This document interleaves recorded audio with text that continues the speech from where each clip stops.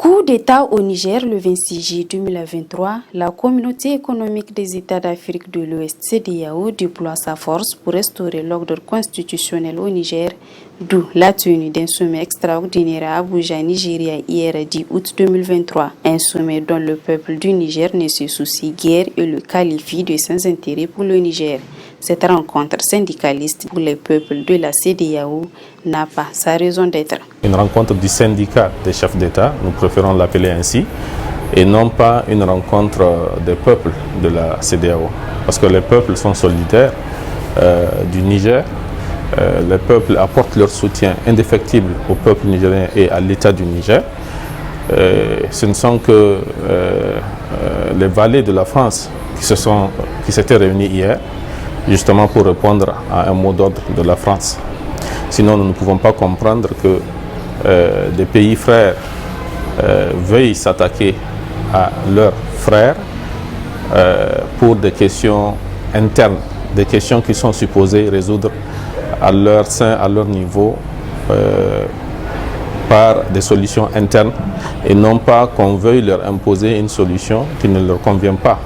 Et de surcroît, lorsque ce peuple pour lequel vous prétendez agir, ce peuple a tranché la question, ce peuple a pris sa décision, ce peuple dit « nous acquiescions ce coup d'État ». Nous sommes avec l'armée, l'armée elle est républicaine. L'armée c'est une institution qui est là pour intervenir lorsque la République va mal. Et l'armée elle est là pour le peuple, l'armée a agi au nom du peuple nigérien. Et le peuple après analyse a compris que cette décision, cette irruption de l'armée était la solution face à la situation de crise. Présent à ce sommet de la CEDEAO tenu hier 10 août 2023 à Abuja, Nigeria, Hassoumi Massaoudou Aboutarka Takobakoy se sont dit représentants du président déchu du Niger, Mohamed Bazoum.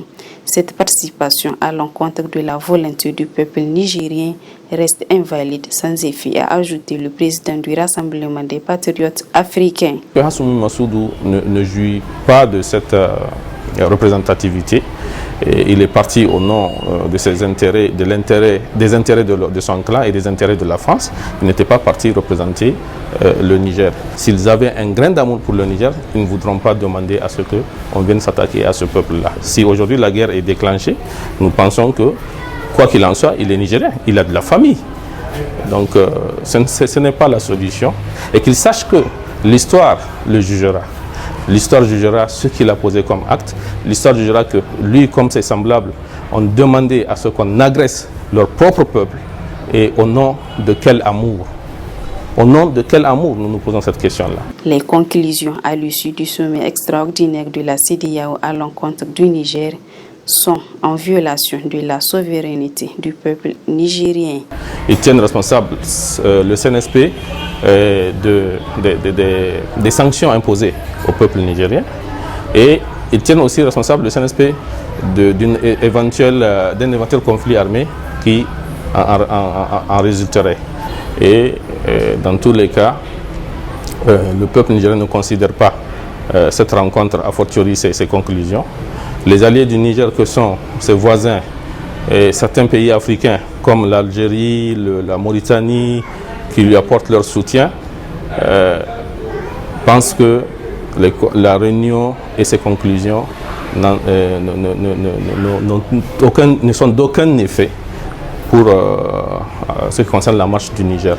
Donc le peuple nigérien va continuer à se concentrer sur ce qu'il a à faire de mieux, c'est de trouver des solutions aux réels problèmes du Niger et non pas rentrer en guerre avec d'autres frères africains avec lesquels nous partageons les mêmes réalités. Nous n'allons pas nous manger le nez entre nous au profit d'une France-Afrique qui ne dit pas son nom. Le peuple nigérien s'est dit mobilisé, soudé et prêt à défendre l'intégrité du Niger, et c'est là à tous les prix.